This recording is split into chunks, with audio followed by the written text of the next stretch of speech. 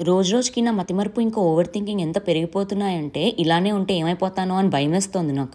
రీసెంట్గా మోండాకి వెళ్ళా షాపింగ్కి. అక్కడ నాకు తెలిసిన వాళ్ళు ఒకళ్ళు కనిపించారు. వాళ్ళు మాటల్లో షోయు తిన్నావు కదా, సూషి నిజంగానే బాగుండిందా ఎట్లుండిందా అని అడుగుతుంటే నాకు ఒక సెకండ్ గుండాగిపోయింది. వీళ్ళకి ఎట్లా తెలుసు నేను షోయు తిన్నా అని? నా ఇంట్లో ఏమన్నా స్పై కెమెరాలు పెట్టారు? నన్ను వీళ్ళు ఎట్లా ట్రాక్ చేస్తున్నారు, ఎందుకు ట్రాక్ చేస్తున్నారు? మాటల్లో నేనే చెప్పేసాను, వీళ్ళతో నేను మాట్లాడి చాలా రోజులైంది కదా, ఇట్లా 100 టైప్స్ ఆఫ్ థాట్స్ వచ్చి షాక్ అయిపోయా. ఒక సెకండ్ బ్రెయిన్ బ్లాంక్ అయింది. ఇంకా తర్వాత వాళ్ళు నీ వీడియోస్ చూస్తుంటామని చెప్పినప్పుడు అప్పుడు స్ట్రైక్ అయింది నా బ్రెయిన్ కి. ఓహో, నేను యూట్యూబ్ లో వీడియో పెట్టా కదా, దాని గురించి మాట్లాడుతున్నారా వీళ్ళు అని. యూట్యూబ్ లో వీడియోలు పెడుతున్నా అన్న విషయం మర్చిపోయి వచ్చాను. కానీ మళ్ళీ బ్రెయిన్ ఎప్పుడు కాంటెంట్ కోసమే వెతుకుతూ ఉంటది. అండ్ ఇది ఫస్ట్ టైం కాదు తెలుసా, ఇట్లానే ఇంతకు ముందు 2-3 టైమ్స్ కూడా జరిగింది. అండ్ ఇది ఒకటే కాదు, ఎప్పుడన్నా మనం ఎవరితోనన్నా మాట్లాడుతుంటే వాళ్ళు మనకు పని చేశారంటే వాళ్ళకి తిరిగి ఏం ఆన్సర్ చేయాలో అర్థం కాక బ్రెయిన్ బ్లాంక్ అయిపోతుంది. కానీ కొంచెం సేపు తర్వాత ఆలోచిస్తే అరే వాళ్ళు అట్లా అనుంటే మనం ఇట్లా తిరగానుంటే బాగుండేది కదా, అది ఇది అని అప్పుడు థాట్స్ వస్తాయి. ఇట్లా మీకు కూడా జరుగుతుండొచ్చు కదా, జరిగిందో లేదో నాకు కమెంట్స్ లో చెప్పండి. ఇట్లా ఎందుకు జరుగుతుంది తెలుసా? This is because of cognitive load. ఇట్లాంటివి ఇంకా tip of the tongue phenomena అని, ఫ్రీజింగ్ రెస్పాన్స్ అని డిఫరెంట్